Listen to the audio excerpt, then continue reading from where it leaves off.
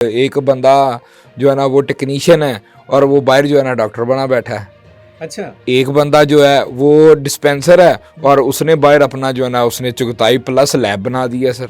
अभी आपको और हैरत होगी अगर दूसरी बात आपको बताऊंगा। बंदा बेशक मैं कहता हूँ कि उसने 70 डिग्रियां ली हुई हैं, लेकिन अगर उसने लॉ नहीं किया तो उसको हम वकील तो नहीं कह सकते। ये सर हमारे मुआशरे का नसूर है सर। एक बंदा 9वें स्केल पर भर्ती हुआ है जिसका गवर्नमेंट से भी कोई ताल्लुक नहीं है, डिपार्टमेंट से कोई ताल्लुक नहीं है, क्या उसकी तरक्की हो सकती है? अस्सलाम वालेकुम व्यूअर्स, मशरक डिजिटल के प्रोग्राम क्राइम एंड क्रिमिनल्स में अशरफ सुहेल हाज़िर खिदमत है और मेरे साथ हैं मेरे को होस्ट आसिम मुगल साहब, जो दरअसल हमारे क्राइम रिपोर्टर हैं और हेल्थ में भी इनकी बीट में शामिल है और वहाँ से जो क्राइम से रिलेटेड चीज़ें होती हैं उनको लेकर ये आते हैं। और आज ये फिर एक मरतबा जनरल हॉस्पिटल के ऊपर ही कुछ इंकशाफात लेकर आए हैं। मैंने वैसे इन्हें रिक्वेस्ट की है कि आसिफ साहब को जनरल हॉस्पिटल के अलावा किसी और अस्पताल की तरफ भी नज़र कर लें, लेकिन वो कह रहे हैं कि यहाँ से मामलात ख़त्म होंगे तो मैं किसी और तरफ जाऊँगा। आसिफ, अब आज क्या है आपके पास? सर मैंने आपको कुछ बताया था कि कोई ऐसे मुलाजमीन हैं जो हॉस्पिटल के बाहर ही अपना कारोबार चमका के बैठे हुए हैं। कारोबार क्या, कपड़े की दुकानें खोली हैं उन्होंने? सर वो कारोबार करते हैं अच्छे खासे जो है ना वो कपड़े का कारोबार तो कोई कारोबार नहीं है सर। अच्छा। वो एक बंदा जो है ना वो टेक्नीशियन है और वो बाहर जो है ना डॉक्टर बना बैठा है।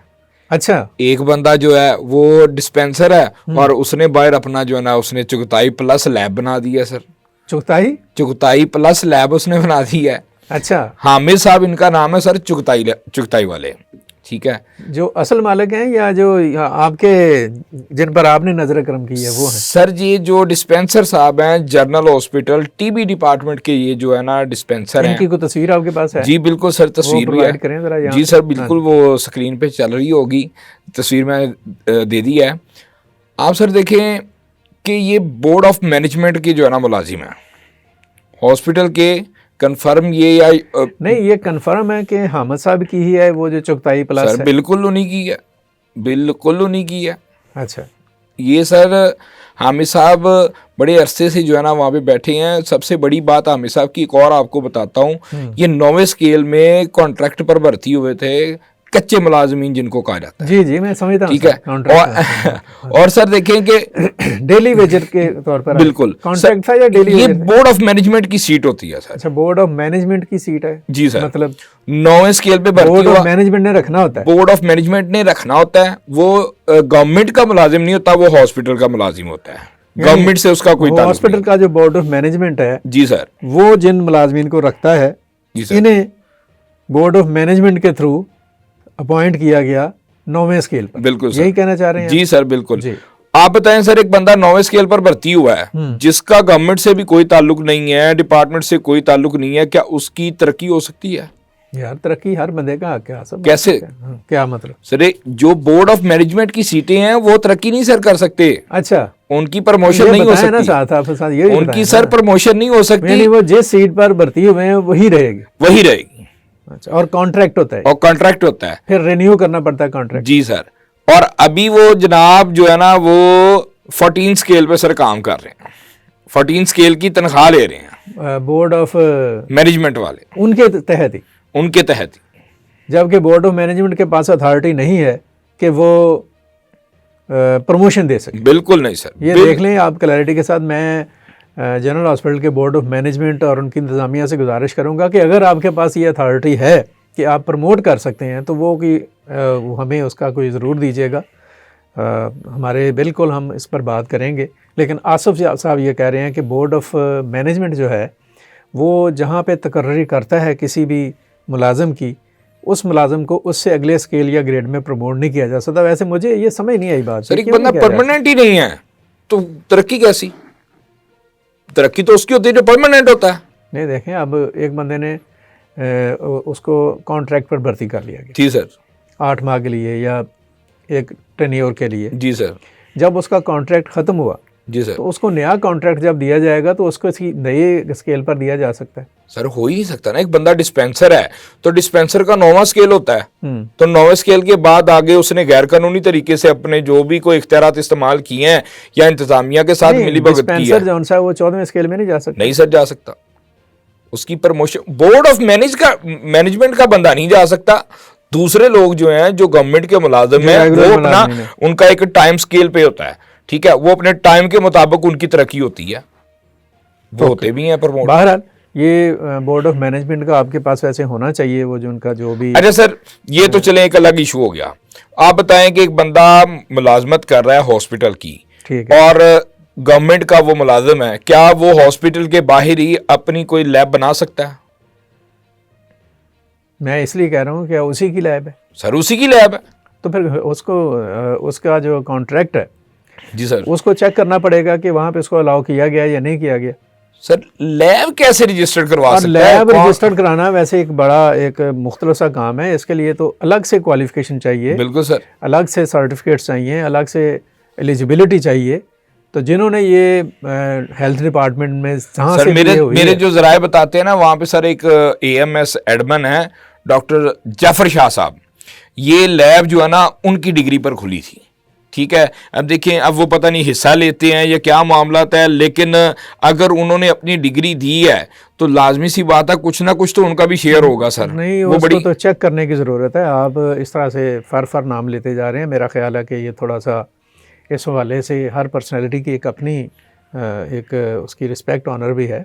डॉक्टर जाफ़र वहाँ पे अगर AMS हैं तो ज़ाहिर है कि वो एक बड़ा एक डिग्निफाइड उनका रोल और करैक्टर है। सर ये डिपार्टमेंट इनका चेक कर लेना, हमने तो बात कर दी है, ठीक है, तो बाकी इनका काम है चेक करना। चेक करें, बिल्कुल इसको चेक होना चाहिए। अच्छा, दूसरी तरफ सर एक लेबॉर्ट्री यार बना दी वहाँ पे, वो जो कौन सी प्लस है, चुगताई प्लस, चुगताई प्लस यार खुदा के लिए, वो चुगताई वाला नाम मुझे अभी आप देखेंगे नाम भी चुगताई लिखा है, उसी फॉन्ट में लिखा हुआ है। वो चुगताई वाले भी चुप करके बैठे हुए हैं कि चुगताई प्लस, इनको कोई पूछने वाला नहीं, कोई रेट नहीं पड़ता वहाँ पे, कोई नहीं सर। ड्रग्स इंस्पेक्टर्स का या कोई हेल्थ के जो इंस्पेक्शन टीम्स हैं वहाँ पर आती नहीं कि आप ये कौन सा आपका म्यार और स्टैंडर्ड है। सर मैं फिर इधर माफिया की बात करूंगा, आप फिर मुझे डांटेंगे। ये वही जो एक माफिया सर चलता आ रहा है, इनके साथ बड़े प्राइवेट लोग भी मौजूद हैं, इनके साथ गवर्नमेंट के लोग भी मौजूद हैं, इनके एक पूरा सर सिस्टम है जिनको कोई पूछता ही नहीं है। और ये आज से नहीं चलती आ रही सर, ये बड़े अरसे से चलती आ रही है। मैं हैरत हूँ कि दुनिया क्या सर अभी आपको और हैरत होगी अगर दूसरी बात आपको बताऊंगा। एक सर आई डिपार्टमेंट का बंदा है उस्मान यासीन। क्या है वो? ये सर आई डिपार्टमेंट में क्या है? ये 17वें स्केल का सर बंदा है, 17 स्केल का बंदा है, ये भी कॉन्ट्रैक्ट पर भर्ती हुआ ऑफिसर जी सर। और लेकिन इसका काम सिर्फ इतना है, जो रेटिना डैमेज होता है ना, जो बहंगे होते हैं जिनको कहा जाता है, ये सिर्फ उनको देख सकता है, ये बाकी और कोई काम नहीं कर सकता। लेकिन सर ये नहीं 17 स्केल में ये क्या है? ये सर इनको ना आर्थोपिस्ट ऐसे करके इनका कुछ नाम लिया जाता है, मैं देख लूं जरा क्योंकि गलत ना बोला जाए। नाम क्या है इनका? इनका नाम है सर उस्मान यासीन साहब। उस्मान यासीन जी सर। अच्छा, आंखों के अमराज से मुतल्लिका ये आंखों के अमराज असिस्ट करते हैं? आर्थोपटिस्ट इनका जो है ना वो डेजिग्नेशन है। आर्थोपटिस्ट जी सर। अच्छा चलो, बहरहाल मुझे लग रहा है कि इसके प्रोनाउंसिएशन में कोई प्रॉब्लम लग रही है मुझे। बहरहाल जो भी है कि वो आंखों का जो रेटिना है, जी सर, रेटिना जो डैमेज हो जाता है, जो पेंगे देखते हैं जिनका मतलब कि एक आई साइड जो है ना पेंगाबान है, ये सिर्फ उनको देखता है। अच्छा, और इन्होंने क्या, इसने क्या कर दिया यार बेचारे, ये सर देखने दे ऐसे कि तुम्हें क्या मसला है? सर ये हॉस्पिटल के अंदर भी जो है ना ये मुख्तलिफ ड्यूटियां ऐसी कर रहा है जो ये नहीं कर सकता कानूनी तौर पर, ठीक है। ये वहां पे जो है ना डॉक्टर बना फिरता है, हाँ जी सर, डॉक्टर बना फिरता है। और फिर और भी मजे की बात आपको बताऊंगा सर, इसने भी हॉस्पिटल के चंद कदम पर, को 8-10 कदम होंगे हॉस्पिटल के चंद कदम पर, इसने भी अपना क्लिनिक बना रखा है सर। बोर्ड लगाया हुआ है सर, बोर्ड लगाया हुआ है, उसके ऊपर इसका नाम लिखा हुआ है doctor Usman Yasin consultant gold medallist. इसने फिर जो PGMI है, जो पोस्ट ग्रेजुएट मेडिकल इंस्टीट्यूट। एक बात से इख्तलाफ है, आप जो इस करके मुखातब करते हैं ना, हमारे लिए ज़ाहिर है कि वो एक पर्सन जो उनसा है उसकी एक सेल्फ रिस्पेक्ट भी है। ये जो साहब हैं उस्मान साहब, ये सर हमारे मुआशरे का नसूर है सर, ये जो लोगों अल्लाह को अल्लाह करे, देखें, अल्लाह। एक बंदा डॉक्टर है ही नहीं तो सर। ऐसे ये बड़ा आप जुल्म है। बताएं सर, एक बंदा डॉक्टर है ही नहीं तो वो बहुत कैसे ज्यादती है। डॉक्टर अपने नाम ये के साथ लिख पहले सकता डॉक्टर है? वहां पे पकड़ी गई जो आपको डॉक्टर कह रही थी और जाली डॉक्टर थी। अब ये एक और डॉक्टर साहब हैं जो कि हॉस्पिटल के मुलाजिम हैं और 17 स्केल में मुलाजिम है। एक अच्छा रीजनेबल यार ये स्केल है। ग्रेड 1 की मेरा मतलब है कि ये एक गजटेड ऑफिसर हैं, ये इनके साइन से जो डॉक्यूमेंट्स हैं वो टेस्ट हो जाते हैं। ये क्यों अपने आप को डॉक्टर कह रहे हैं? ये जो उस्मान यासीन साहब हैं, यार खुदा का खौफ करें। और वहाँ पे जो मैनेजमेंट बैठी है, आप लोग सोए हुए, आपके हॉस्पिटल के बाहर जो गेट के चंद कदम के फासले पर उन्होंने बोर्ड भी लगाया हुआ नाम का और साथ अपने नाम के डॉक्टर लिखा हुआ। सर उसकी दीदा दिलेरी आप चेक करें कि स्क्रीन के ऊपर चल भी रहा है, उसने अपने बोर्ड के ऊपर बाकायदा PGMI post graduate medical institute और अमीरुद्दीन मेडिकल कॉलेज, फिर LGH लाहौर जनरल हॉस्पिटल, उसने तमाम चीजें लिखी हुई हैं। देखिए कि इतनी दीदा दिलेरी सर के एक तो गैर कानूनी काम कर रहा है, फिर वो डिपार्टमेंट का अपने हॉस्पिटल का पूरा नाम भी पूरी दीदा दिलेरी से इस्तेमाल कर रहा है। बड़ी हौलनाक है, बड़ी मैं समझता हूँ क्रिटिकल है। अगर ये ऐसा ही है, बहुत ही खौफनाक सूरत हाल है और इनके पास तो उसके एविडेंस भी हम चला रहे हैं साथ साथ। तो इन चीज़ों के ऊपर जो हेल्थ डिपार्टमेंट है उनको इन्वेस्टिगेट करना चाहिए।